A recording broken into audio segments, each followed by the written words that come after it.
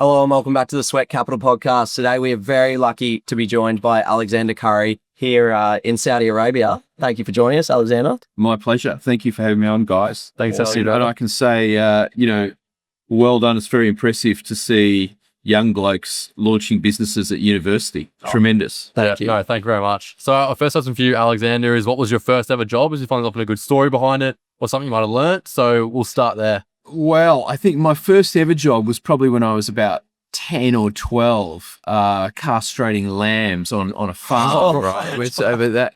But then I think I got paid about $20 a week, which is not a very good return on investment. No.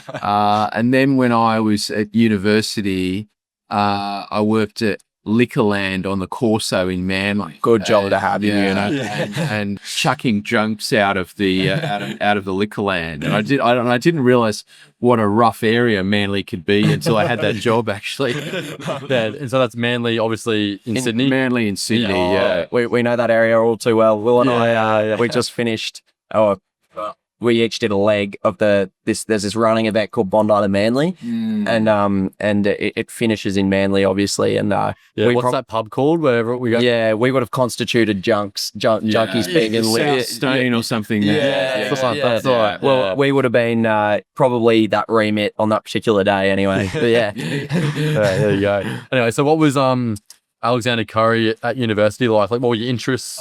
That was my interest at university. Well, I did economics law at Sydney. Yeah.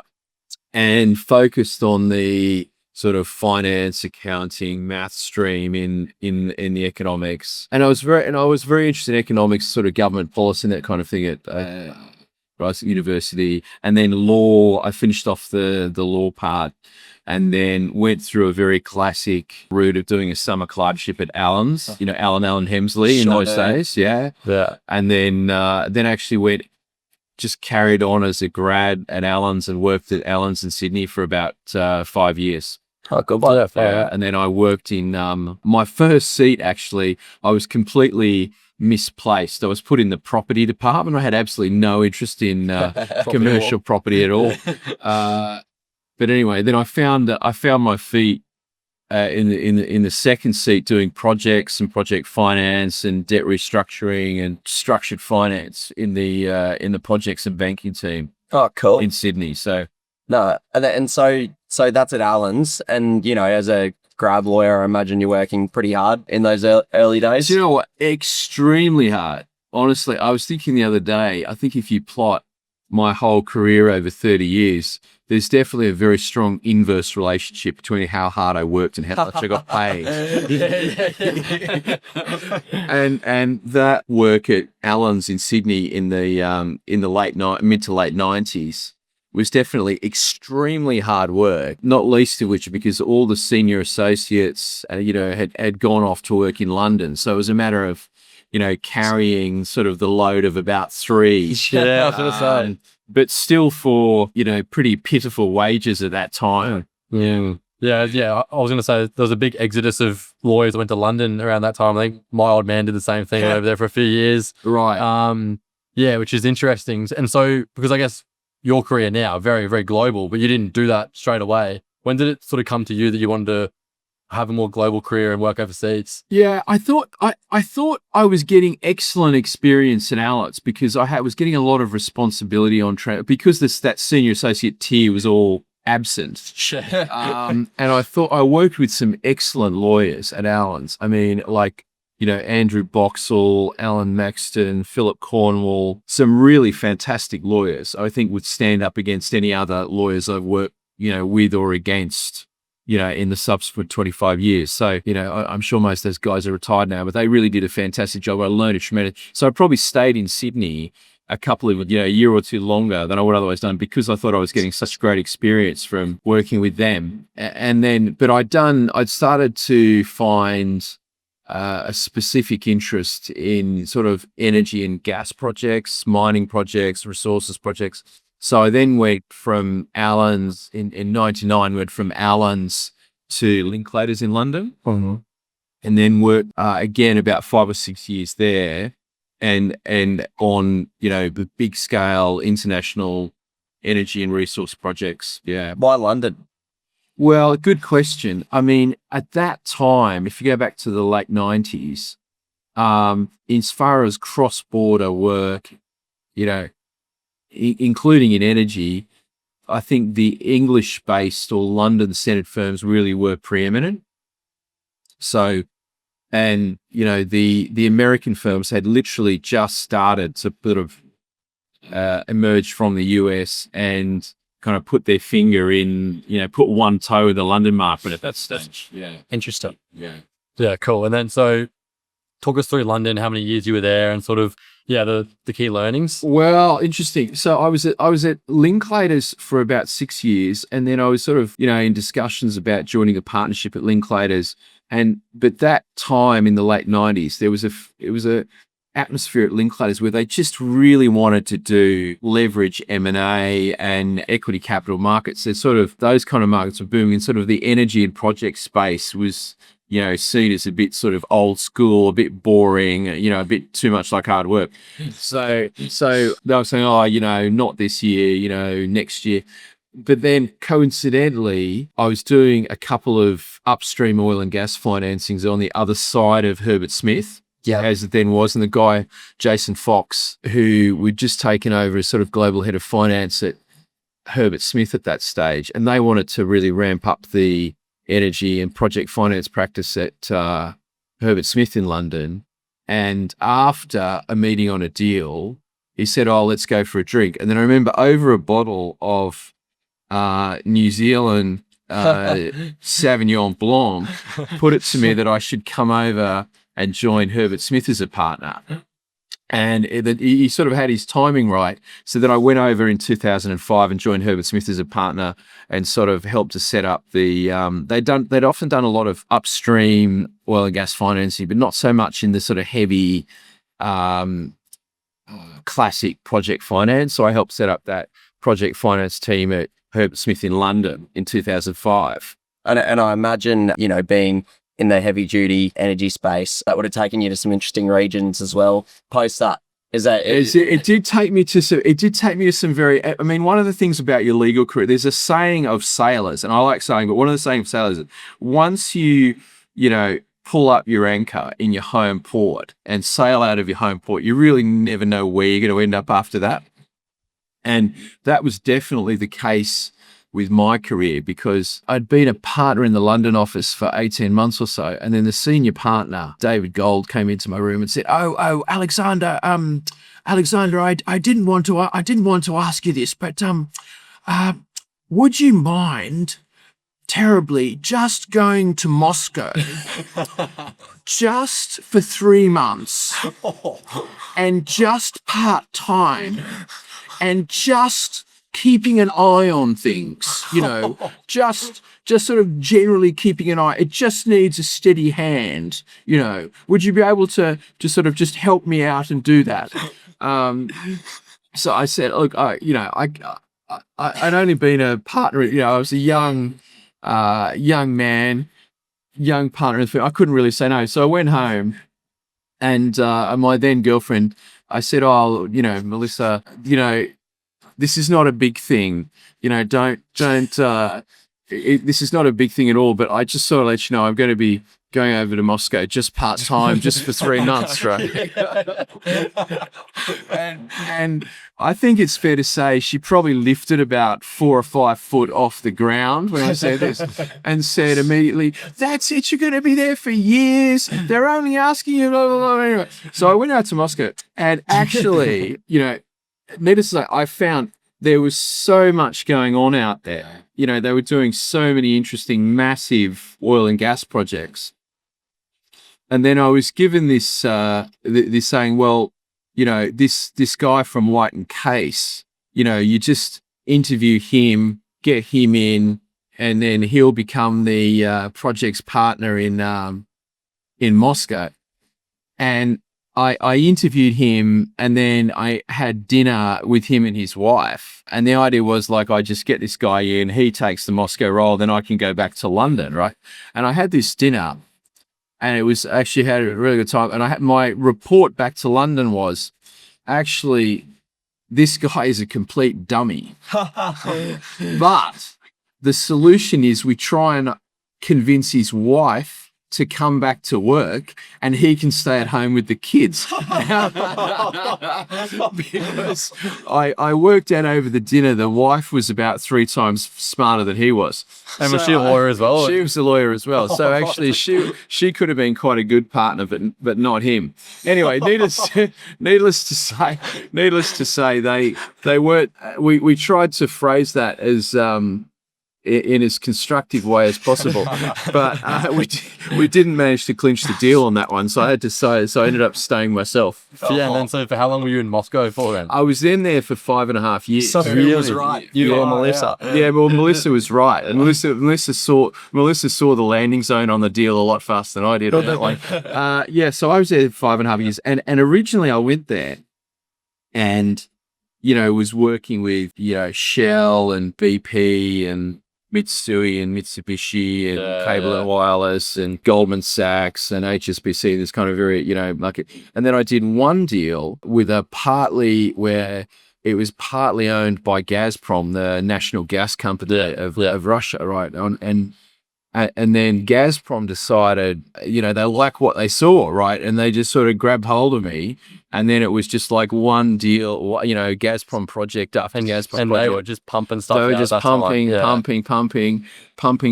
working around the clock on cross-border, gas and petrochemical and downstream projects for Gazprom. And the thing was also, when I went there, the relationship between Russia and the West was actually good. Yeah, it was great at the time. It was good at the time. Yeah. Like Russia was helping the Americans and British and Australians in Afghanistan and saying, oh no, that guy over there, you got to get him. He's a real wrong un, right? We remember him from when we were there, 15 years before. So there was and also they were, helping even, on the northern supply route in Afghanistan.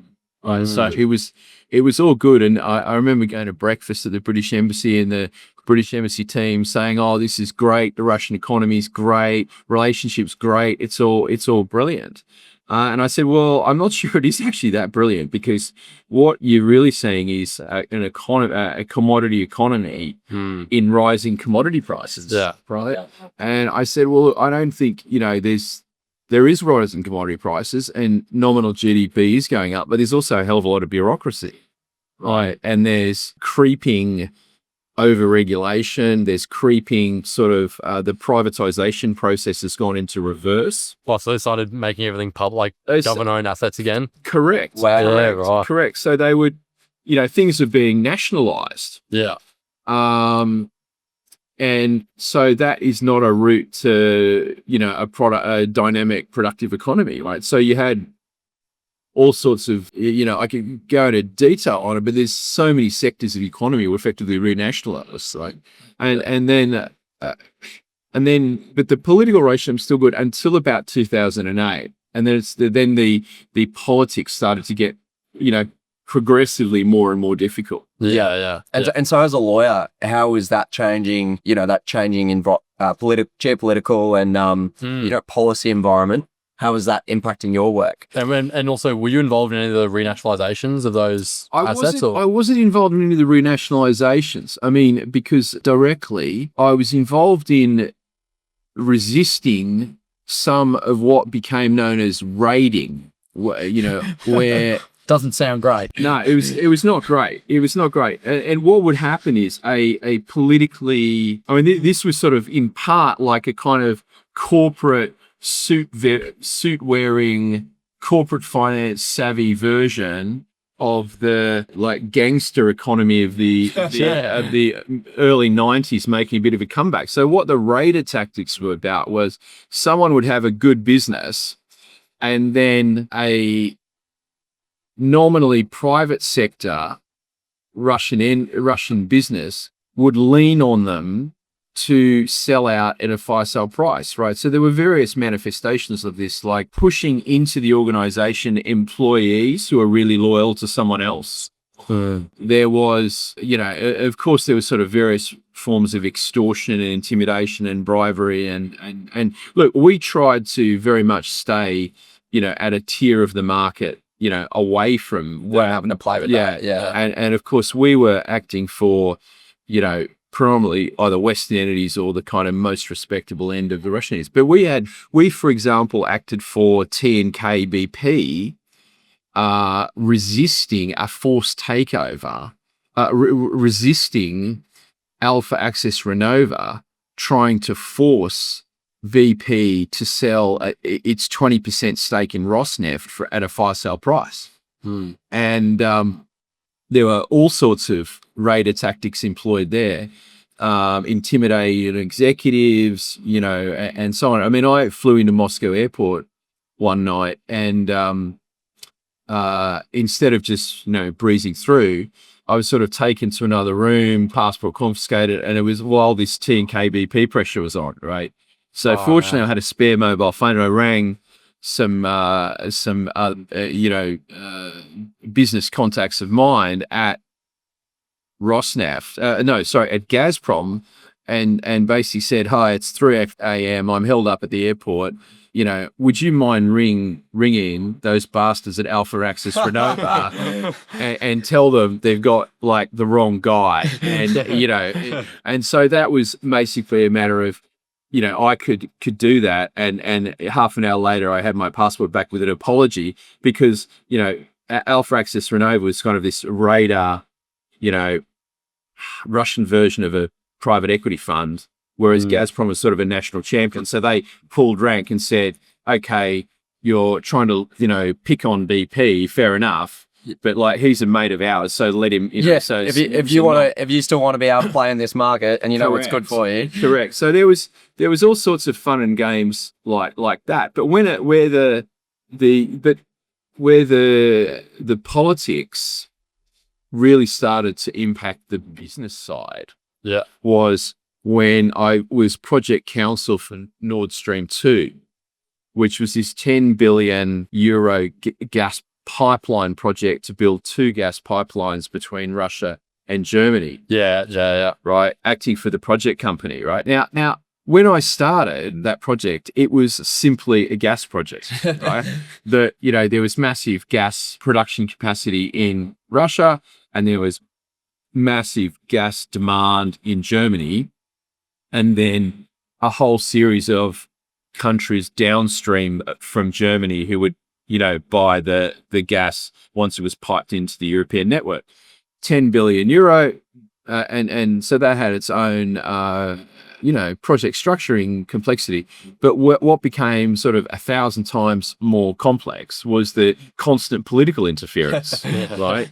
And the endless. Well, it started off in terms of relation, because also it was a political deal in the sense that it was a agreement between, the Russian government and the German government. This project will happen, and then there were German, French, Dutch, Austrian, and Anglo-Dutch shareholders to come in. But then some of the EU countries then became very hostile to Russia. So for example, the Polish called it the Molotov-Ribbentrop pipeline, because in the Polish mind, this pipeline was bypassing Poland, bypassing Ukraine, through the Baltic, and in the Polish kind of sense of national interest, we're caught between the Russians and the Germans again. So then it became, and there's something about gas pipeline projects where as soon as people get maps out and start drawing lines on maps, right?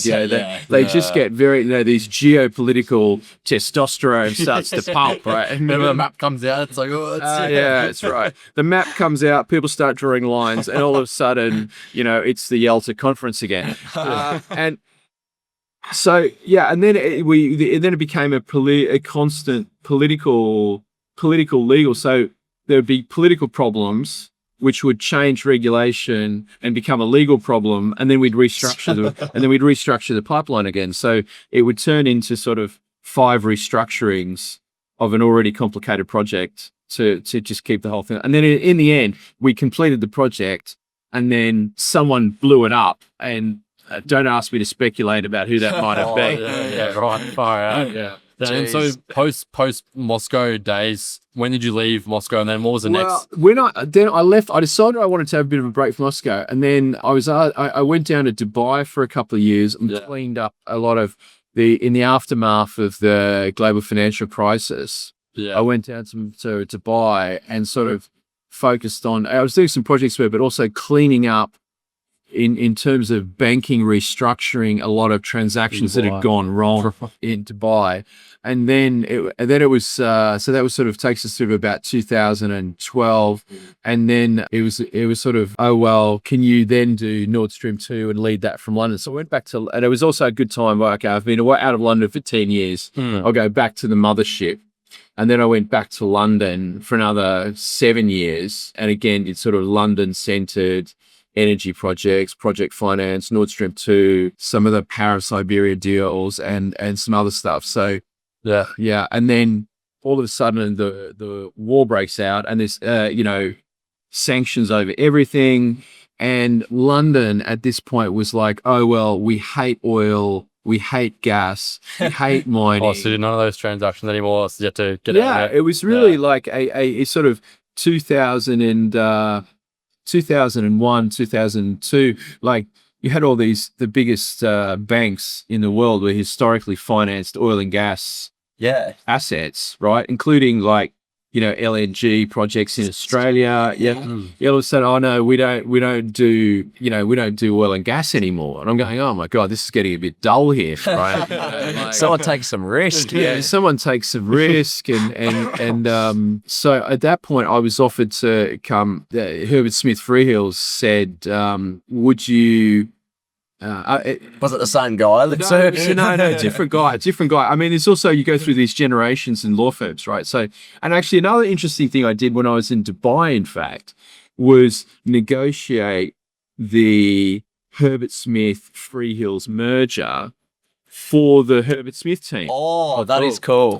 Which was very interesting, because even though, and in fact, I very strongly persuaded Herbert Smith Partnership to enter into that, was even though I said, look, even though I was from Allens, Freehills is the right match for Herbert Smith, and this is the right deal at the right time. So that was a very interesting experience, kind of putting two law firms together. I can imagine. And now they've also done it again with Kramer as well. And now they've done it, but I was not involved in that one. But I mean,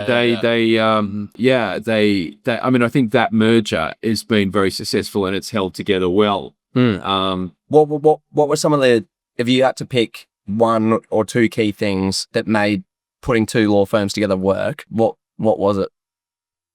Yeah, I think we both wanted the same things fundamentally. Like we had this lock-in in this in the attic of a barrister's chambers down near the Royal Courts of Justice in London for 4 days, right? So we could both go in and out without saying. And the Freehills guys had thought about it. They proposed it to Herbert Smith. And they spent a year thinking about it. But what they wanted was effectively, we want to be with a leading London firm. We want to have a strong sectoral focus on things like mining and resources and energy and, M&A, finance disputes. And we want to be one firm, right? We don't want these kind of separate profit pools and variants and like a franchise model. We want to be one integrated firm, right? Which was also the Herbert Smith model. So, and the interesting thing was we had like 4 lawyers from each side for 4 days talking about how to do the merger. But people were thinking the right way, and they were thinking about the clients and how do we make this firm the right form of law firm to do the right thing for clients and give the best service for clients. And in the 4 days, no one mentioned a legal issue. Yeah, right. Who would have thought? Yeah. Room Who would have full thought? of lawyers, Not one legal issue. There you go. Well, I think I think the firms picked the right people to think about it in the right way, and not start with legal regulatory tax, but starting with like, what's the right commercial solution? Yeah.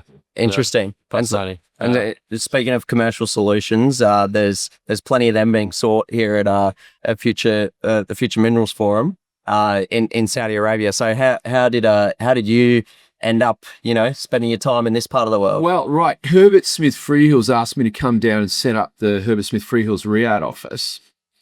Oh, wow. Yeah. And then after a couple of years here, I actually decided to move to after 20 years in the same partnership, decided to move over to Baker Botts, which is a US based law firm, mainly because Baker Botts just had a very big ambition for the market, right? They're obviously leaders in energy and resources and tech, and they came with sort of very ambitious proposition to grow a really big practice in the region. Yeah, so I thought, look, time for something a bit different after 20 years in the same partnership, and Spice up a bit. Yeah, spicing up a bit. Yeah. And they've been here for 25 years. They've got some very deep relationships in the region as well, including on the leading oil and gas players in the region. So it was an offer too tempting to pass up. Yeah, wow. And so what would your advice be to young people wanting to work in this region, like whether it's the Dubai, Abu Dhabi, or in Riyadh? What's the opportunity? What's the opportunity? I think it is an expanding market. I mean, particularly Riyadh. I think the economy here is evolving very rapidly, developing very rapidly, because, I mean, the Saudi economy was pretty closed until about 8 years ago, which you probably picked up. And now it's very much opening up. So like you've seen how many people are at the FMF this week, right? Yeah. Everyone is here talking about it. And I think that because in an area like mining, Saudi Arabia has a lot of comparative advantages, right? It's got a quick decision-making mechanism. Framework. Right. Yeah, you compare, a license can be granted, mine approved here in, weeks. Whereas, unfortunately for Australia, they seem to tie up the approvals process for years and years and years, right? It's very unfortunate in the country. Australia would be so much better off if it could. Correct. So make some faster decisions about resources projects. It also has very, very low energy costs, right? And of course, quite efficient logistics, rail, road, port. So that all of those, and a flexible workforce. So all of those are very positive building blocks to build a mining industry and midstream processing industry. I mean, they're quite frank though, they don't have the know-how and the experience and the depth of companies that say Australia does. Yeah. So you can see, like, actually, and one very astute businessman here said, well, look, you look at the comparative advantages, though Saudi Arabia has those advantages, Australia has probably the best technical know-how and actually commercial development know-how. The Japanese probably have the best vertical supply chain management, being able to take any commodity and distribute it globally through multiple layers. The Japanese, those huge conglomerates. The Japanese trading is incredibly good at that. So, you can see different partners having different roles here. And I think that's part of being a sophisticated economy, right? You're going to have different players doing different parts of the limit. But definitely Australian companies in mining and resources and project development and risk capital sectors should be looking for opportunities here. Could you see more young lawyers finding their way over here to work on some of those projects? Like, do you see, like, they're here. So young Australian lawyers. Young Australian lawyers are here, and in fact, some of them are contacting firms here, sort of directly in Riyadh, rather than going to Dubai, as a sort of halfway house. Eventually, and they're making the jump to Riyadh. They go straight to Riyadh. It goes straight to Riyadh. Yeah, right. Exactly. Yeah. Because Dubai is I'm sure you know, it's kind of like the Singapore of the Middle East. You know, it's kind of, the Middle East for beginners. Yeah, a little bit more of a sort of touristy holiday town as well. It's a bit more of a touristy holiday town, but it's a financial center. But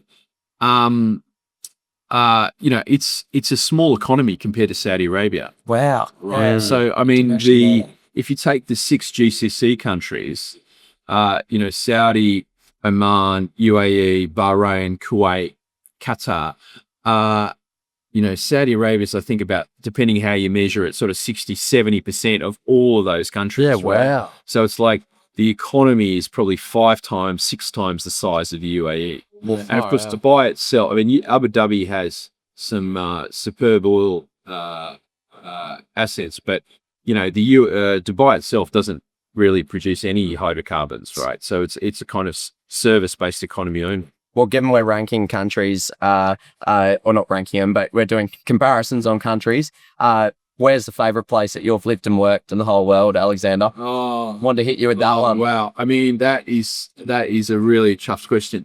I think That's what we're here for.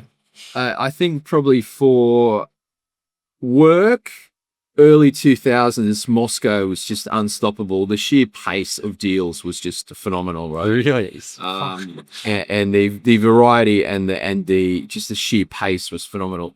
I think for culture, I have to give it to London. Probably nicest house I ever had was House on the Palm in Dubai. And then, but I think probably for opportunities for the next 10 years for young lawyers, I would honestly say probably look at Riyadh. And also, I think the US also has a lot of opportunities, right? I mean, there's no doubt in the last 20 years or so, the US economy has really shown its strength in terms of the depth of the capital markets, the depth of the innovation. I mean, I think like Europe, the EU and the US were kind of comparable economies when I went to London 25 years ago. But I mean, now I think black and white. It's black and white. I mean, the US has gone the income per capita is now like 50% higher. Yeah. And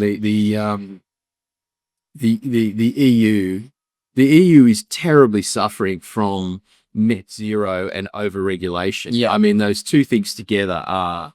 Now I'm going to turn a lot of it back on now. A lot of the power sources they were looking to shut down. Yeah. Well, they're constantly doing, I mean, they're constantly sort of dialing up the net zero and then hitting a pain barrier and then riding it back. That this is like a never ending cycle. But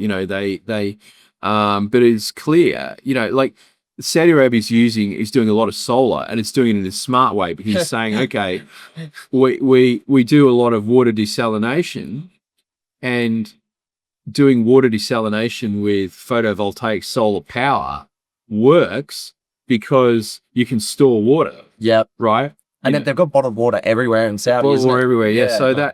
So they can, they're using photovoltaics in solar in a country which has a hell of a lot of sun to say, okay, we're going to burn less oil and gas because we can substitute solar, right, and store water. What doesn't work so well is trying to run the whole German economy, on solar and wind power in Northern Europe in February. Right? You get Chappie on the push bike, trying to pedal for him. Yeah. No, good one. Yeah, I saw even today, the German's government's announced that it's you're not allowed to run your car stationary to heat up your car before you get in, right? Because we can't afford the energy of you running your car heater. Far out. There you go. No, well, thank you so much for your time today, Alexander. Like we've learned a lot, not only about the law, but a lot of the economic sort of discussions, geopolitical discussions, energy. Yeah, it's pretty rare to have worked, London, Moscow, the Middle East. Like, I think that's, to be honest, you'd be one of a very few in the world that's already done that, like all those regions. Actually, do you know what? If I can give a word of advice to young lawyers, I'll give. That was going to be our last question. It has to. I'll get. And if I'm allowed to make two, you can make two. I can make two. We'll allow it on this occasion. Yeah, I think the first piece of advice is, I think always think commercially. All right. Always think commercially, and always be asking yourself commercial questions. Like, why is this party doing this deal? Why is the other party doing that deal? What does the other party, what do they really want? Right. And which often they don't say, right? It's often it's the unspoken. Yeah. What's really going on commercially in their mind and always get stuck into the commercial details. Like, if there's a financial model, crack it open and have a look, right? And get your head around where the have a play with it, work out what drives the IRR up and down on the thing, and read commercially, and think about things in a financial commercial way, because ultimately as you become more senior, what clients really want is people who can solve a legal, commercial, accounting, tax problem, and also often a relationship problem. Like, these things all become connected, and what you ultimately need to do for clients is develop a solution which reconciles all these different considerations. With it, great advice. Yeah. I mean, that's invaluable for young lawyers to hear. I'm sure our audience really appreciate your insights today, Alexander. So thanks for coming on. My pleasure. Thanks, Alexander. Great work, guys. Thank you. Appreciate it.